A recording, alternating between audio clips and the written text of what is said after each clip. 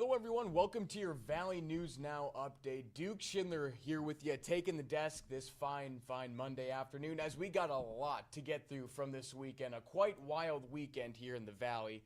And we'll start off with some officer-involved shootings, kind of bunch them together here.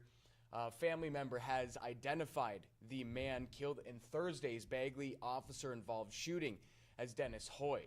Now, in a Facebook post, a family member described Hoy as a proud Vietnam veteran and a 50-year member of Post 16, and, quote, a more soft-spoken, kind gentleman. Now, the family member said the PTSD and mental issues tragically took his life. According to a Facebook post, Hoy had been missing a recent court hearing, which did lead to the warrant that initiated Thursday's arrest. The shooting occurred after a Clearwater County deputy recognized Hoy at a gas pump at a Senex convenience store in the 1300 block of Central Street West. When the deputy approached to arrest the man on the outstanding warrant, that's when a physical altercation occurred, and then Hoy fled in his vehicle. So after that pursuit on Highway 2, Hoy drove through residential yards before being stopped. That's when deputies and Bagley police officers attempted to get him out of the vehicle, where he fired at authorities, which was described as a flare-type projectile. A deputy then fired their weapon, which struck Hoy, and despite life-saving measures, he passed away and died at the scene. That wasn't our only officer-involved shooting here coming up. This was here near Walker, Minnesota. We'll bring this up here, the video and whatnot. The Minnesota Bureau of Criminal Apprehension is investigating a use of force incident in Walker, according to a social media post Sunday night. BCA agents and crime scene personnel on scene were conducting a preliminary investigation. Authorities did say that in a post at about 7:31 p.m. Now, officials said more information will be available after the preliminary investigation is complete, and we've reached out to the Cass County Sheriff's Office for more information. However, right now, as we speak, this is indeed a developing story. And we'll bring you back here for another incident here happening in Fargo this time around. Fargo police say around what looks like 1:42 a.m. on Sunday morning, they responded to the 1100 block of 3rd Street North for a report of a shooting. Now, several callers told police they heard shots, followed by seeing several people running from the scene in a black Chevy Impala. We'll bring this up here as well. Police conducting a traffic stop on the car on the 400 block of NP Avenue. Police say several juveniles were inside the car with several firearms.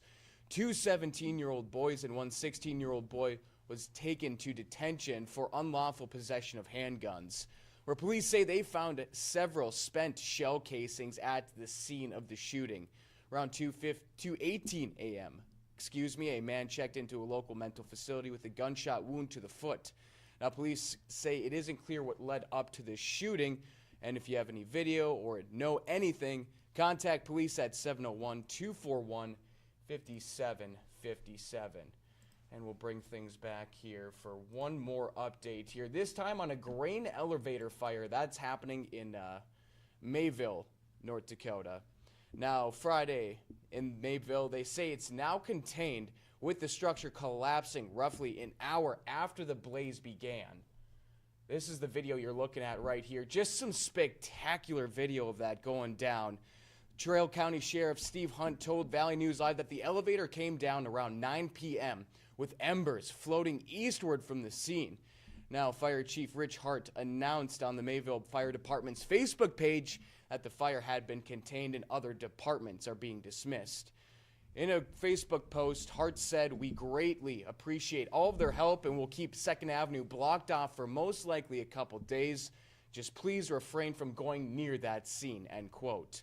Hart warned crews will continue to monitor this scene as the grain elevator will apparently smolder for a few days. Sheriff Hunt said neighboring houses did lose power during the incident, but electricity has been restored to the area, and the cause of the fire remains unknown at this time. Now we're going to bring you back here as we have a special guest that's going to be coming in and kind of tell us about her crazy weekend. here in the Valley and going to many, many different stories here. We're going to welcome in Selah Jacoway. Selah, thank you for hopping on today. How much sleep have you gotten here in the last few days? Okay, thank you so much. And as far as sleep is concerned, I'm probably averaging about 4 hours in the past 4 days. So not quite a lot of sleep I've had. It's been a very adventurous weekend, to say the least. I couldn't have said it better myself. You were near the Spirit Lake Reservation here, Selah, this past weekend. Just kind of tell me what you were initially there for and then where things kind of took a turn. Yeah. This weekend was one that I could not have ever expected. My weekend started with an interest and inquisitivity about Danica White, who was a Spirit Lake member that went missing and tragically was found dead in a body of water on the Spirit Lake Reservation. And so my goal during this weekend was to basically see the aftermath of how the reservation was dealing with that loss. So during my visit, it actually happened to be the same day as a missing person search was going to be held. So I had interviewed some members from the Tribal Lake Reservation regarding Danica White, and then I asked if I could get some B-roll of the search process for this individual by the name of Isaac James Hunt. After my interviews, I went with the search process. Keep in mind, they had already did a search just hours before. They came back for lunch, and I was just there for that second half. Isaac James Hunt was missing since 2024, so since last year. So this has been over a year's search. And so when I went out there, I filmed and got some interviews with the family members, and we were off. Maybe about 3 minutes into the search, not too far away. We were in wooded territory, but there was a camper that was set up not too far from this area. We were walking in the back. They had search sticks that they used to kind of grapple through some of the just debris that was on the ground. Next thing you know, they run into a human skull. I was filming the entire time, and I heard the aunt of Isaac James Hunt saying, get back, they found a skull. And so my initial thought was, there's no way this is human. Halloween passed maybe a few weeks ago, so my initial thought was, well, maybe it's a decoration. So at this point, I had not seen the skull yet. I walked around and eventually saw the skull, and it looked human. Later, about 10 minutes after, I did get confirmation from the police department that it was human remains. This was a very tragic, heartbreaking situation because they had been looking for this missing person for quite a while. The skull has been unidentified. They're not sure whose it is, but it does belong to an individual, and they will be doing some investigation to figure out who that is. And then obviously you were on scene there. You kind of got to not only film the whole thing, but you got to experience it as well. When someone first spotted the skull itself, what was the initial response? Because this was, like you said, this wasn't a police-led search. This was a family-led search, correct? Yes, correct. So what was that kind of initial response when they found something? Yeah, with this being a family-led search, it was very traumatic for many of the family members involved. It was instant crying. It was instant mourning, family members hugging one another, consoling one another, making sure that everybody was okay. In Native American culture, they do something called smudging, where they take, it's like a sage smoke, and what they do is they cleanse themselves because it is believed that, you don't want that spirit of death to kind of follow you. So in that instant process, right after they found the skull, they instantly smudged the area along with themselves, and they basically did a whole cleanse of everybody that was there, including myself. I did participate in the smudge process as well. And so, again, there was just a lot of crying. There was, of course, they called the police right away. because it's an investigation. They weren't allowed to touch anything, so they had to try to step away as soon as possible to preserve whatever could be there and finding whose skull this was. And so again, just a lot of mourning and sadness, and my heart hurt so bad. Although I wasn't related to any of these individuals, this could be a brother of my own, and so when witnessing the skull itself, of course, was traumatic, but then seeing the reaction of the grief from the family members, ultimately it did bring me to tears, and I did shed a tear while I was there on the reservation. It's a really heavy moment, that Yes. is for sure. And then, once police were called, they got on scene. Tell us what the process was like for the family members through then on, because I'm assuming you had to join them in that kind of setting. Yes, exactly.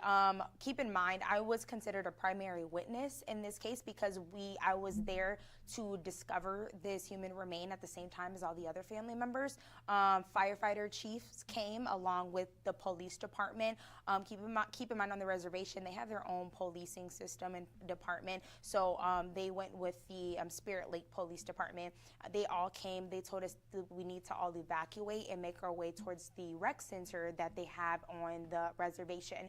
So in the midst of me trying to leave, they let me know that I could not go because I was considered a witness, along with I had the video of all of this. So I was told, I need to make sure that I stay on the reservation. So I, for a little while, I wasn't able to go, but eventually I was able to go after, speaking with individuals on the reservation. So at this time, there was just a process being conducted. Everybody was asked to make a statement about kind of what they saw and what they experienced. And then from then on out, when you guys were in that kind of controlled space, obviously away from the scene at this point, and we don't know exactly if this is Mr. Hunt's remains, correct? Correct. So kind of what was the vibe when they took you away from the scene and the family members are just there and kind of, I'm assuming, just kind of reeling in what just happened? What was that like? Yeah, one of the instant things that a lot of people they were like, hey, can I get a cigarette? Can I smoke? A lot of people are just trying to calm their nerves because in this moment, as you're going through an active search looking for your family member and you come upon remains, your first thought is it's probably this relative that I had been searching for despite not knowing quite yet. And so the people there, they were just trying to make sense of all of this. On the Native reservation and for many Native communities, spirituality is a very big part of their culture. And so many of them believed that it was Isaac James Hunt who was, almost showing him to be, this is who I am, this is where I'm at. Because they believe that his spirit had come and was speaking with them and was trying to lead and guide them to where he was at. So many of them believe that there was a spiritual communicator that was there as well, who mentioned that prior to this search, she did a reading and she did feel energy as if maybe there would be something that happened that day. So it was between, everything going on, there was a lot of spiritual energy as well that kind of filtered throughout the family members. Did you ever kind of figure out why they chose the place they did to search? That's a good question. I did not. I asked them, I said, hey, have you guys been here before? Yeah. They said that they hadn't. They were just trying to cover as much ground as they could. They were just going section by section of the reservation. Keep in mind, we're talking probably hundreds of acres of this, Yep. and maybe even more. It's a very big tribal community. And so they were doing as much as they could within the bounds of the reservation. So everything was in the bounds of this reservation, not outside of it. And so from my understanding, they had not looked in this specific location yet. And so in communicating with family members, they said that, they would just look over places as well, because sometimes they say they miss things. So Yeah. they said they would go and look around and look at other places. But ultimately, this was an area they had not been to, from my understanding. And so when they discovered this, it was a very eye-opening experience. Certainly. And then, now that it's kind of all said and done and we're just waiting on whose remains that is, Did you get any word from authorities on when that will take place, when we may be hearing a name on this? I did not. As of now, it's still, of course, in the process of being investigated. I can estimate it's probably going to take up to a couple months, just because, you know, there's a lot of processes of scientific, you know, things that go into it, especially when we're talking about a skull, you know, getting that DNA and extracting that is probably very time intensive. So I probably wouldn't say any time within the next 2 weeks. We'll probably take that off the table. But as soon as I know, I will make sure to keep you all updated, because I'm just as curious to know. Certainly, in a wild, wild weekend. Yes. You know, we're glad that you can finally get some sleep coming up here, Selah. Thank you very much for joining us here on the show to kind of explain what was going on this crazy weekend at that Spirit Lake reservation there. But Selah, thank you very much for joining us. A weekend of just a regular story turned into something quite intense. Yes, it definitely did. And, you know, I try to remind people, you know, when it comes to these missing persons cases on these reservations, you know, a lot of time you don't hear about it as much. There's not a lot of coverage that usually happens for a multitude of different reasons. But, you know, having the privilege to be allowed in their space, in their sacred territory, and to be able to not just capture this moment, but be able to showcase the lives of these individuals, it was really important. And I'm grateful for that opportunity, despite it being out of tragic circumstances. So again, I'm grateful to the Spirit Lake Reservation for opening their arms to me and allowing me to be there in that process with them. Yeah, a very intense moment. Well, thank you guys very much for joining us here on the Valley News Now desk. For Duke Schindler and Selah Jacoway, we really appreciate you for tuning in. We'll catch you later.